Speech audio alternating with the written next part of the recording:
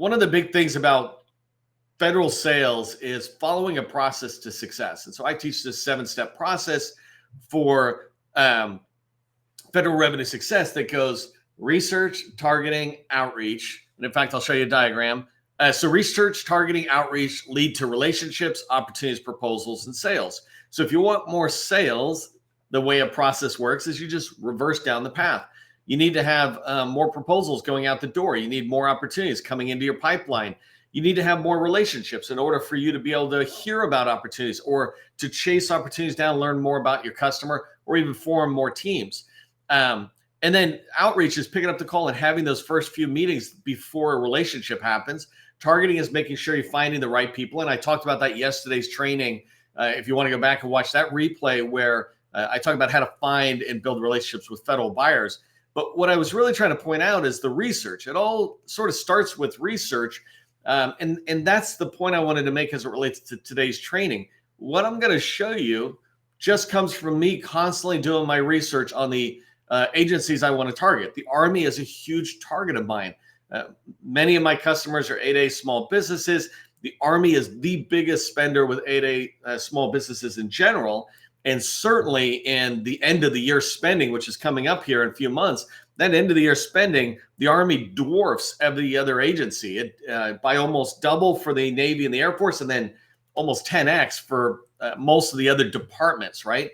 And so that's a big deal. Now, I want to keep looking in, doing my research. And what I'm going to show to you comes from just research that I've talked about in other trainings you can go learn more in detail about, but tracking on when the Army speaks, when they're out there talking to industry at big conferences, or when they do like what I'm going to show you now is an advanced planning brief to industry. This is where they come together and they talk about a lot of different stuff that's coming down the pike, a lot of different opportunities, or in their case, requirements, right? If you don't know this, they call them requirements. We call them opportunities. But they have a lot of these opportunities coming down the pike, and this is where they can share this with industry and give briefings. And they did 4 days of briefings that I'm going to try to shove into 30 minutes. So, and don't worry, afterwards, if you put in the chat that you want the slides, I'll make sure I make those available. Okay, let me just look really quick. It's funny, I get yeses, but hey, that's a good one to put in the chat too. Army rocks. Okay, LinkedIn is letting you know. I'm just having hiccups with LinkedIn, but apparently I should not knock it as much as I do. It's my favorite tool. All right, so let me go on into the training, into the information I want to share about opportunities. But before I do, actually, if you don't know who I am, my name is 𝗦𝗨𝗕𝗏. I'm the president of the GovCon Chamber of Commerce. I want to welcome you to my federal sales training where I provide tips for success in the federal market. I spent 20 years in the federal market as a small business owner. And since 2018, I've been teaching people like you that government contracting is not a secret. It's just a process. When we follow a process A to Z, we have repeatable, predictable results. What I'm going to show you today is these Army opportunities, and you can see how you can have repeatable, predictable results with identifying an opportunity, getting it in your pipeline, chasing it, writing a proposal, and hopefully winning, right? And so that process really begins with identifying the opportunity, or even a little earlier, getting in and talking to the government. If you haven't done so already, make sure you subscribe to my newsletter. I might show it to you in 1 second, but subscribe to our newsletter. It's the largest GovCon newsletter on LinkedIn. And the reason we keep getting more subscribers, a couple hundred every week, is because we provide such solid information like how do you find these Army opportunities, or what are the Army opportunities? And so a lot of good stuff. Make sure you're in there. All right, so I'm going to share my screen. If you're used to me doing training, I'm not doing slides today. Well, actually, I am doing slides, but I'm not doing the slides you think I'm doing. And I'm just going to be diving into let's get stuff done. So I think I'm good to go. Hold on 1 second. Got to turn off my email. Can't have that popping up while we're training. That would be embarrassing. Okay, so I think I'm good to go. And I'm coming over. First thing I just want to mention is tomorrow's training is create an effective elevator pitch. If that's something you're interested in doing, is like refreshing yours or figuring out how to even have one in the first place. If you're trying to get in the door, generally an elevator pitch, which is basically just a quick hook of what your company does, is a helpful thing. So subscribe tomorrow, or excuse me, register for tomorrow out here on my profile so you can figure out about that. I'm going to come back and talk to you about the wait list later. Let me switch over to slides. So I'm not even going to go into presentation mode because this is a working session. We're rolling up our sleeves, figuratively, and I'm going to dive into really showing you these opportunities that are out there that came from the Army. And I'm just going to bounce back and forth and show you how do I look at these and what do I do? What's my process for triaging them? What's my process when I first see them and I decide what do I want to do next? And so I just want to go without kind of any particular plan and just show you my process in there. So one of the first things I just want to point out is what I'm going to show you. And again, I'm happy to share the slides later is I have over 250 opportunities that in April, the Army said, hey, you guys should be tracking on these. Army has their disclaimers in their briefing decks that say none of this stuff is set in stone. It's just, we're just giving a heads up. We're not promising anything. So keep that in mind. But I stripped out all of the slides that are not opportunities. And I have 261 slides in here. Only 4 of them are not opportunities. That's huge. So I'm going to just walk through, and I think I'm going to start by, well, the first thing I just want to show is there's 4 different groups that I'm tracking on. If you're not familiar, Army Contracting Command or the Mission and Installation Contracting Command, MIC here, you'll see that they've got the forward offices. So in Fort Sam Houston and in Eustis, but also the 419th Contracting Support Brigade, I think it's called, and the 418th. So they're broken up and they're at different places, and I'll show you about that. But you'll see different opportunities, similar, but spread across. So just to get started, I am just going to go into this thing called Slide Sorter. I'm just going to expand everything, and we'll start looking at this. And what I'm going to do is just scroll down until I see one that's interesting. But as I scroll, I just want you to see the type of opportunities that are in here, the differences that are in here. There's opportunities that are straight up task order or definitive contracts. There's like IDIQs like this one here, which is a combined construction contract. Actually, I might just pull that up for the fun of it to start. So this one here, right? You can see that it's expiring next year. Let me pull that up 1 second, make it a little bit bigger just to show you some stuff. If I set the standard here, the Army uses a template when they do these APBIs. And so you can see who are they supporting. These slides are being shared by the contracting office, the contracting command, et cetera, but it's the contracting office. Well, who's the actual program office or the program command? So the mission partner, IMCOM here, they're the program office. And in fact, you can probably go deeper down and find a specific program office within that command. But so you're listing out the mission partner because it's not Fort Eustis or somebody. The next thing is you can see a small business. So there's a lot of small business professionals out there tied to all these. And so every one of these slides has an email that you can reach out and say, I'd like to learn more. Can we talk? And then they break it into this requirement description that's out there. So here you can see, the contractor is going to provide real property repair and construction to some other stuff, right? What I like about this is telling me this is not really new construction. This is repair and construction, maybe minor construction, right? And I'm reaching, construction is not my world. But the reason I say this is because we had a customer who had been doing construction, and they made it really clear to us, look, we don't do new buildings. We do all that continuous maintenance that goes on, that type of construction, so property repair, et cetera. I'm like, okay, this might be a fit for them. And then as you come down, they list the forecast first and then the current contract. I actually wish it was reversed because if you come down to the current contract and we go to the bottom really quick, I can see that, they're putting in that the value of that IDIQ was $245 million. I'm assuming this is a multiple award contract. So more than just one company will have it. As you can see right here in the incumbents, it lists out who won it last time, right? And then here are all their contract award numbers. And I'll show you in a little bit how to chase that down. It has period of performance. This is one of the big things I look for. If I'm building a pipeline and I'm trying to win opportunities for this year, that's one thing. If I'm trying to win opportunities for 2025 revenue, then I'm looking at sales in the next 6-8 months or something. But some of these I'm looking out where they expire in 26 and 27 perhaps. And that's an earlier heads up, which is great. So I really want to track on the period of performance or that ordering period, because that basically tells me when's the soonest we can start getting money off of that, basically. And then set asides are awesome, right? If we find ones that fit in, and you'll see ones that I push. Right here is the one I hate. Lowest price, technically acceptable. I hate that. It's like, it's crazy. And then the NAICS code, right? So they all follow this format. Let me come back to my slide sorter. So I'm going to come down. You can see that it's got construction. It's got food services in here. More construction, a lot of different things.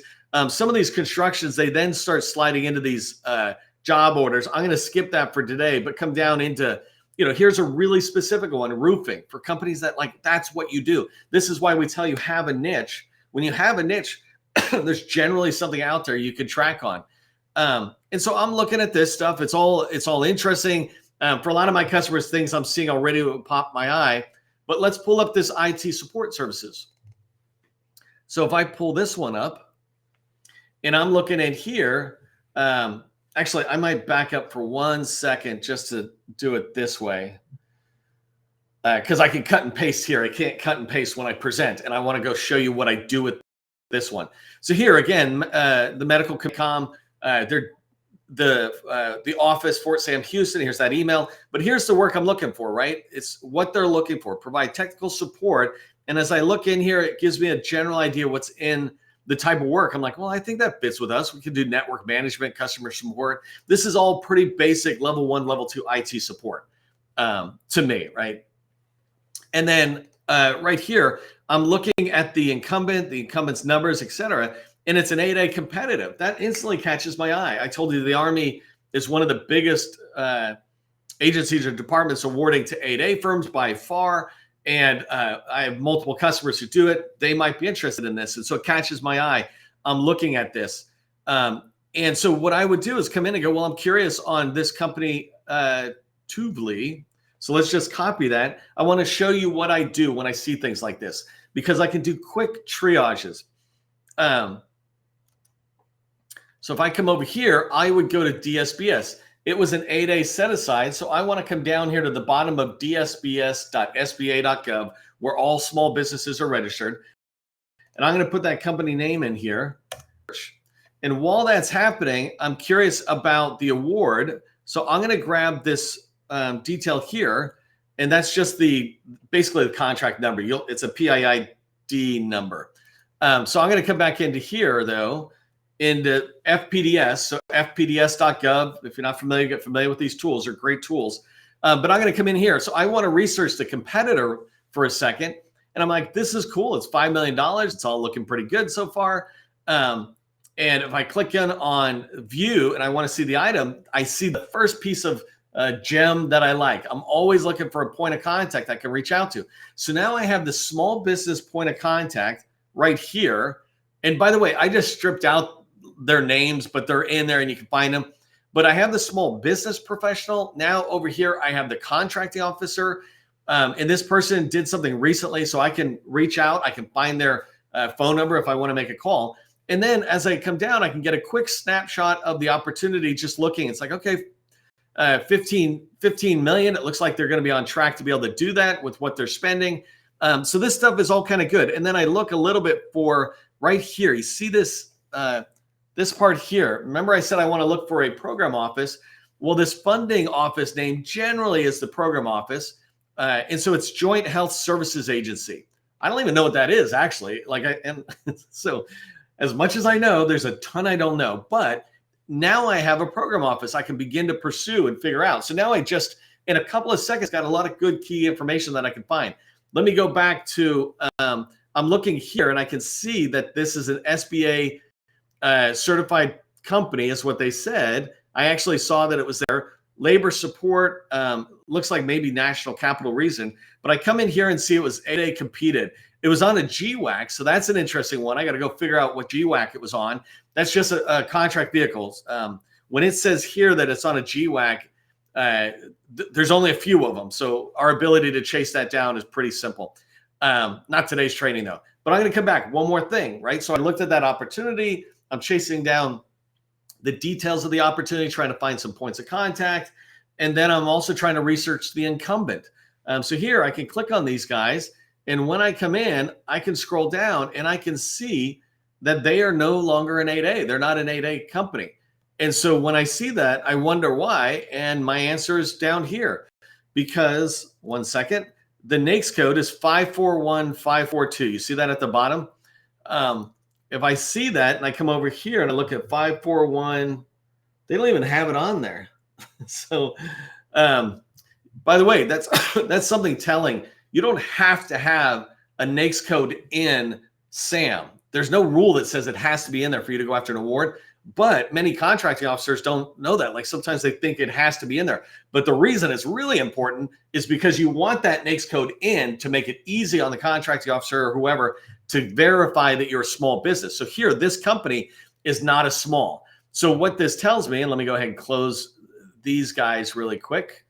I'm going to clean this up so I can come back to it in a minute. And DSBS.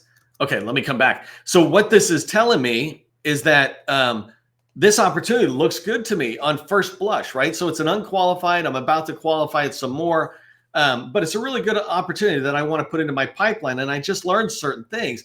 And one of the things I learned, though, is that the incumbent can't compete for it. Now, they are an A and C, so I'm pretty positive they're going to find a way to do it. But I'm going to reach out to them and say, hey, is there room for me to go with you? But since I know it was a competitive 8A set aside, then I can go out. You remember how one of those opportunities up above, it said lowest price technically acceptable. Well, here, previous source selection is negotiated. And so that's given me an idea that they're looking on value and they place a lot of importance on value and past performance, et cetera, and then price as well. So this looks good, right? This is kind of how I look at these opportunities. And as I come down, I can start seeing a couple of others that are in here. So if I come down and look at support services that are in there, I'm looking for ones. The way I triage stuff, personally, what I like to do is I come down and just start trying to mark things. So depending on whether I see it in a spreadsheet or somewhere else, I might sit there and just right click on this. And it's funny, it's not letting me do it here. Let me see if I can do it here really quick. So if I'm on this slide, I can say, let's just call it, 5 stars, right? I can just give myself a comment and put it in as I'm reviewing these. And, I showed you the slide sorter, but I could just come out here and start scrolling down, right? I'm coming down. I'm looking at this one. I'm looking at the next one. By the way, it's fun. Some of these people left their information in. And so you have names and contact information you can get if you didn't have it before. If I do the notes, that's another way you can see it. Here's the contracting officer is 𝗪𝗏𝗏𝗏𝗏, right? I'd be curious actually if it plays out exactly that way over on FPDS. But make sure 2 things. You clean up your own documents before you send them to somebody. And the other is that there's a lot of information in here that they just forget sometimes. So if I come in here, I just type that one. Let's see if it's 𝗪𝗏𝗏𝗏𝗏𝗏. Okay, so I don't see him, but I have 2 other people, right, that are contracting officers. And I got this item from this help desk IT operations and cybersecurity services.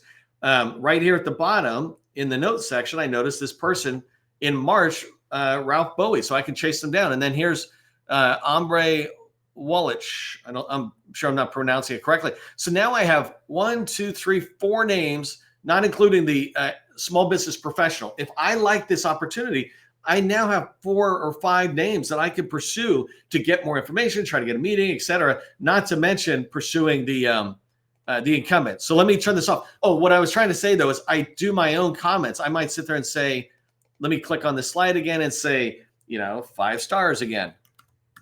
Or I could put 4 stars or whatever. But when I put that, later on, I can come back and say, let me just review my comments. And I can go through, I think it's like right here.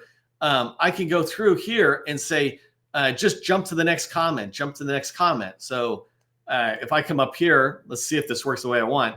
But I could jump down, boom, I went right to slide 25, right? If I'm going to pass to a colleague, I could say, hey, Joe, take a look at these. I marked the ones I think are a fit for us. So that's just a tip for how I go through this and I'm measuring each one of these opportunities. Okay, so I want to show you a lot more. Let me just change this view again. I want to show you some more tips. Before I do, let me come back here. Let me clean up this guy. Let me clean up that person or that one. I just wanted to tell you, though, something we're really excited about is we've got a new SaaS product coming out designed to sit there and help you build relationships with federal buyers, to build relationships with teammates who want to work with you, and to identify, respond, and pursue opportunities that you should be winning, like the ones you're seeing in here. So we're super excited to do that. If it's something you're interested in learning about when we release it, then come join the wait list. It's GovConInAbox.com. GovConInAbox.com. So maybe somebody would be nice enough to throw that in the chat. Okay, so let me come back to this. So I'm scrolling through this and I'm trying to show you all these opportunities, and I'm only on 25, but I want to show you another way that I would begin to try to find opportunities. And so let me go back here and just try it completely from the top. So I know I want to do administrative support services. I can come through here and just do a Control F and search on the NAICS code to start, right? I like browsing all 200 opportunities. I don't want to miss a one, but sometimes I can accelerate the process by jumping down. So if I say find next, I can see slide 28. I missed this one, but it's communication services. Now my customer is an admin support services, so I need to look at this requirement. Let me zoom out here. Let me close that a little bit to give me a little bit more. So the contractor shall provide business rules and operations support, communication research, analysis and evaluation, communication planning, communication product development. So this seems like it's all in a like a public affairs office or maybe even a PMO. Army outreach support, professional development and training, exhibit management. So they're actually talking about a lot. And I had a contract similar to this at Homeland Security. So I had a contract in there that was doing enterprise architecture, but there was this whole CLIN line item, basically a task area around communication. So I can look at this and like I showed you before, I can mark it and move forward. Whenever I'm doing searching, I'm always going to get 2 hits, the current labor category or NAICS code and the next one. So I'm going to keep coming down. Here's another one. This one says administrative support services, but it's R&D or something. Provide housing facility support in the area. So here's an interesting thing. I don't understand how this is really in this NAICS code. So it's something for you to consider. Don't always search on NAICS codes, because if you do this type of work, but you use a different NAICS, you don't want to miss it. But I don't like this one, right? So I commented on the other one, 5 stars. This one, I don't do anything on this one because I'll go back and delete all the slides that have no comments. So then I come through again, administrative support services. Could I have a better title than this one, right? So I'm going to go through this exercise again, and you can see me doing this over and over again as we go down. But this one, let me just show you again. It's a woman-owned small business. My customer is a woman-owned small business that does administrative support services. I want this contract for them. And it's even my favorite. It's a firm fixed price contract, meaning it's sitting right around $4 million, right? So I can take a look at this company, and everything I'm showing you is public. So all this information sits out there, but I can come in, look at this opportunity. And if I bring it up, and let me just sort by date last signed. So these are just updates whenever you see 0. So I'm going to come down here. Here it is.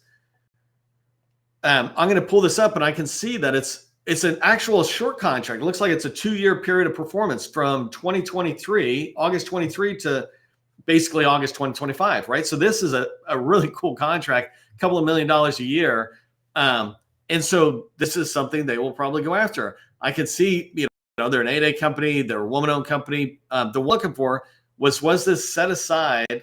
They said woman-owned, and I'm just making sure there was no that it wasn't done anything else. Here you go. And so remember, I found the contracting shop. That's pretty easy because that whole slide deck is contracting.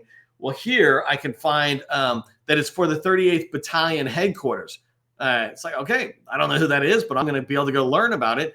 And the same information up here, right here, I don't know if this is like a recruiting command, but I can put together this information in the funding office with that information I found down below about the 18th or 38th or whatever it was that I said, and I start putting together pictures.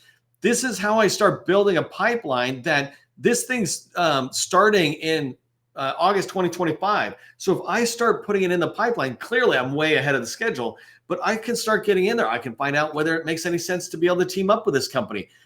Just one quick thing I want to show you is like right here, I might look at this company, go to DSBS really quick, put it in here. What I'm looking for is, well, when did they expire, come out of 8A? they're not in 8A, and something's wrong.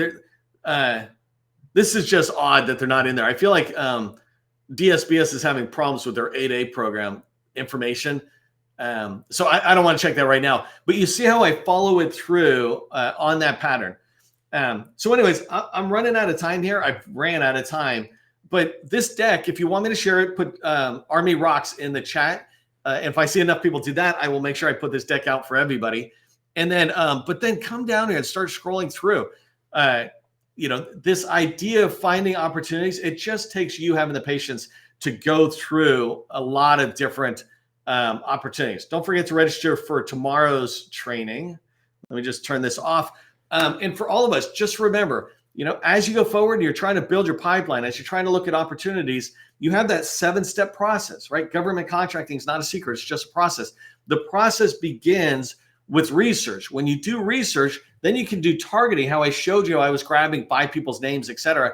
And then from those 5 people's names you're able to move forward to reaching out to them, talking to them, see if you can build a relationship. And if you start early enough, you're going to be able to start having a lot more success, right? I'm not trying to address your immediate financial needs in the next 3 or 4 months, right? There's a different approach or process for that. But here, when you start looking out at 2025 and 2026, this is planning out. This is what the largest do, and we smalls can do it just on a much smaller scale, but we can do this and have that success that you want year after year growth. So, okay, again, remember, government contracting, it is not a secret. It's just a process. Part of the process is ending on time.